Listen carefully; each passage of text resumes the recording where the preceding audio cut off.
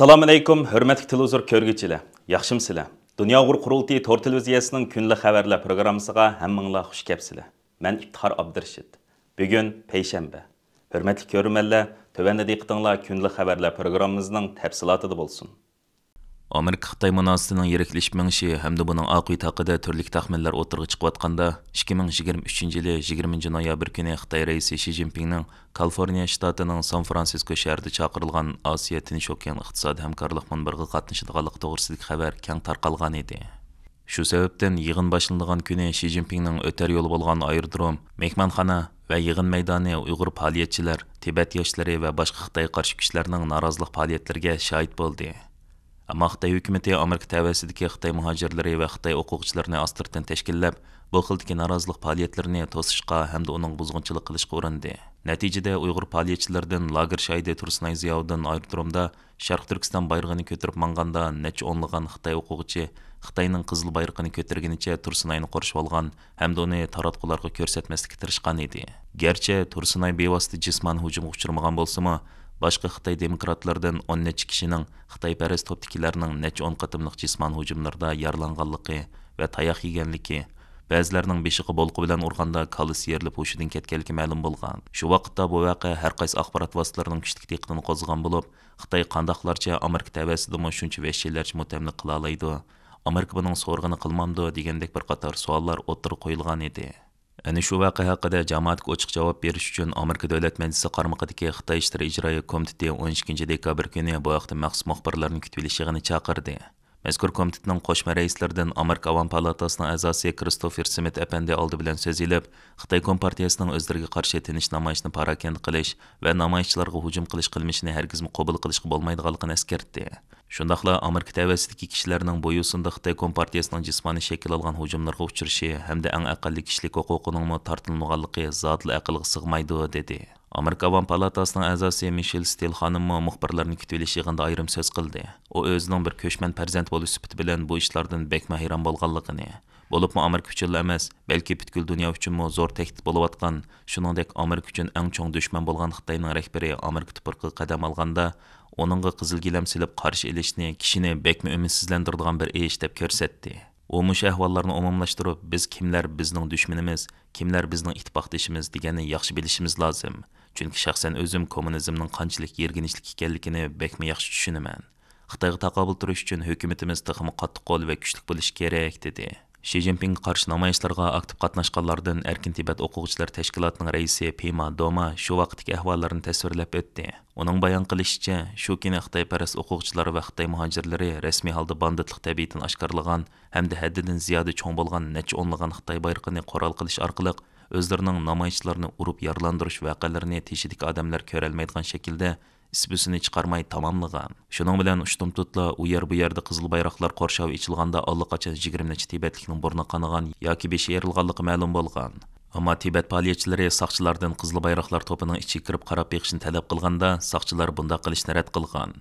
Xi Jinping qarshi namoyishga qatnashish uchun o'g'lini ilib kelgan bir Tibet ayol o'g'lini Xitoylarning cho'ng-cho'ng qizil bayroqlar bilan o'rib olgandan keyin yerga besib urganligini ko'rgan. Shuning bilan u shu joydagi tartib saqlayotgan Amerika soqchilarga "Avu Xitoylar o'g'limni urib ketdi, kirib qarab baqsanglar" deganda soqchilar bunday qilishni rad qilgan. Shuning bilan u ayol o'g'lini qutuldirish uchun qizil bayroq qo'rshaviga qarab yugurganda soqchilar uni to'sib olib mangdirmagan. Uyg'urlarga vakolatan Amerika Uyg'ur jamiyatining raisi Alfidar Iltabirmo shu qatorda so'z oldi. U shu vaqtda San Fransisko shahridagi Xi Jinping qarshi namoyishda bo'lgan ba'zi ishlarni eslab o'tish bilan birga Xitoy hukumatining uzun qo'lining allaqachon Amerika tuproqiga yeyilib bo'lganligini, necha millionlagan Uyg'urni lagerlarga va turmalarga qamab, mislsiz ro'yi va jismoniy xo'rliqqa duchor qilayotgan Xitoyning amdilikda chet ellardagi Uyg'urlarning ro'yini va tafakkurini iskanjaga ilishga urinayotganligini, vatanda nurg'unlagan kishi bevosita zulm cheksa, erkin dunyoda erkin bo'lishga tegishli kishilarning texicha dakki-dukidan xalos bo'la olmaganligini, buningda Xitoy hukumatining chet ellardagi Uyg'urlarning vatanga urug' tuqqanlarini go'riga ilib olish shaklida chet ellardagi Uyg'urlarning ovozini bo'shkidala tunjuqtirmoqchi bo'layotganligi muhim sabab bo'layotganligini bayon qildi. Shu qatorda Zumrat Davud, Tursunay Ziyovuddin, Mehrgul Tursun qatorliq lager shohidlarining hilam mushkil tahdidlarga uchrayotganligini eskartdi. Alfidarning fikricha, Xitoyning bu xildagi chegara hal qilgan zulmlari va Amerika tavasidagi Uyg'urlarni parakanda qilishi amaliyot Amerika qonunlari uchun qonunni buzish xarakterini oladi. Şoň Amerika hökumäti jazman bu xildagi qilmishlarga qarta tegishli choralarni ilishi kerak. Kristofer Smit bu vaqtdagi ba'zi savollarga javob berganda, San-Fransisko soqchilarini ayni vaqtda yuqoridan tushgan buyruq bo'yicha ish ko'rgan deb qaraydiganligini, shunga bu qilmishlarni qonuniy shaklda tekshirish haqida yaqinda rasmiy federatsiya buyruq tushirilganligini tilga oldi. U bu vaqtda to'xtalib, Xitoyning bu xildagi mutamlik qilmishlari qonun jihatdan tekshirildi. Chunki bu Xitoyning Amerika tuprog'idagi chegara halqan zulmlarining bir yuksalish nuqtasini ko'rsatib turmoqda, dedi. Shuning bilan birga Amerika qonun tarmoqlarining allaqachon bu xizmatlarni boshlab bo'lganligini eskartdi. Chex Cumhuriyetining Shimol Atlantik okeani ahd tashkiloti, ya'ni NATOda doimiy turishliq vakili Yakub Lewandowski Xitoyga cho'qim uning qoidaga rioya qilish haqida signal berish kerakligini aytgan. Osiyo iqtisod xabarlari gazetining xabar qilishicha, NATOning Yaponiyada ziyoratda bo'lgan amaldori Yakub Lewandowski mazkur tashkilotning Xitoyning Rossiyani qo'llash harakatiga aralashishini ta'kidlagan. Yakub Lewandowski mundaq degan: "Biz Xitoyning bu sohada Rossiyani texim ko'p qo'llashining oldini olish uchun tirishishimiz kerak. Bu intayin muhim. Xitoyning Janubiy dengizdagi plani va faoliyati xalqaro tartibga jang e'lon qilganlikdir." NATOga a'zo davlatlarning vakillari bir yo'silda xizmat qilgan bo'lib, ular chet el davlat mudofaa ministrlari uchrashishi va boshliqlar yig'inining tayyorlik xizmatlarini ishlashga mas'ul ekan. Lewandowski va NATOdagi boshqa shaxslar 12 oyning 12 kuni Yaponiyada Yaponiya tashqi ishlar ministri Yoko Kamikawa bilan ko'rishgan. Lewandowski bu uchrashda mundaq degan: "Biz butun kuchimiz bilan klimat o'zgarishi qatorliq bir qism yer shar xarakterlik masalalarda Xitoy bilan aloqalashishimiz va suhbatlashishimiz kerak. Shuning bilan bir vaqtda Xitoyga cho'qim qoidaga va xalqaro tartibga rioya qilish haqida signal berishimiz kerak." Osiyo iqtisod xabarlari gazetining yaqinda xabar qilishicha, NATO 2024-yili Tokioda aloqalash ishxonasi qurib, uni Avstraliya, Yaponiya, Yangi Zelandiya va Koreya bilan hamkorlashishning markazi qilib ishlatdi ekan. Bu yil 7 oyning 12 kuni Litvada o'tkazilgan NATOga a'zo davlat boshliqlari yig'inida Xitoy qarshi kuchli bayonot e'lon qilingan. Bu yig'inga qatnashgan Avstraliya, Yaponiya, Yangi Zelandiya va Koreya rahbarlari mazkur tashkilotning Hind-Tinch okean rayoni xavfsizligini qo'g'dash sepiga qatilganligini bildirgan bo'lib, ular e'lon qilgan birlashma bayonot amaliyot Xitoy tahdidiga qarshi pozitsiyani ifodalaydi ekan. Kanada parlamenti a'zosi Kyle Seabek 12 dekabr kuni Kanada parlamentida so'z qilib, Uyg'ur majburiy emgak orqali ishlangan mahsulotlarning Kanadaga kirishini cheklashni talab qilgan. Shuning bilan bir vaqtda u yana Kanada hukumatini Uyg'ur majburiy emgakini to'xtatish haqida darhol harakatga o'tishga chaqirgan. U Kanada parlamentida qilgan so'zida Kanada hukumatining Uyg'ur majburiy emgak orqali ishlab chiqarilgan Xitoy mahsulotlarining Kanadaga kirishini texicha to'xtatmaganligini qattiq tanqid qilgan. Kanadaning Uyg'ur majburiy emgakining oldini olish bo'yicha maxsus bir qonun chiqarishni talab qilgan. U bu jihatda Kanadaning Amerikani o'lgilish kerakligini tavsiya qilgan. Parlament a'zosi Kyle Seabek yana ijtimoiy taratqulardami Uyg'ur majburiy emgak orqali ishlab chiqarilgan Xitoy mahsulotlarini cheklash haqida bayonot e'lon qilgan. U bayonotida Toronto yulduzi gazetining 2022-yili 6 oyning 21-kunidagi xabarini naql keltirib, mundaq degan: 2016-yildan buyon Xinjiangdan Kanadaga eksport qilingan Xitoy mahsulotlariga hech qanday cheklim qo'yilmadi. Kanada parlamentining bu masalada Kanada hukumatidan darhol tadbir qo'llanishini talab qilishiga qaramay, Kanada hukumati toki bugungacha bu vaqtda amaliy bir harakat qo'llanmadi. Kanada hozir Uyg'ur majburiy emgak bilan bo'lgan mahsulotlarni to'kma qilib setish bozoriga aylandi.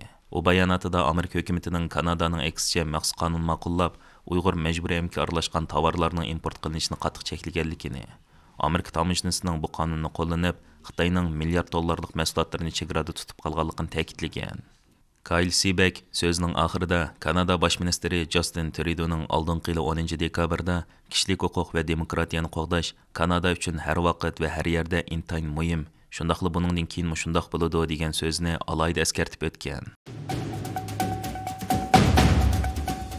Yevropa Ittifoqi litiy, nikel qatorliq muhim mineral moddalarning davlat ichidagi ta'minlash manbasi va nishon to'g'risida kelishim hosil qilib, bu vaqt qonun ma'qullagan.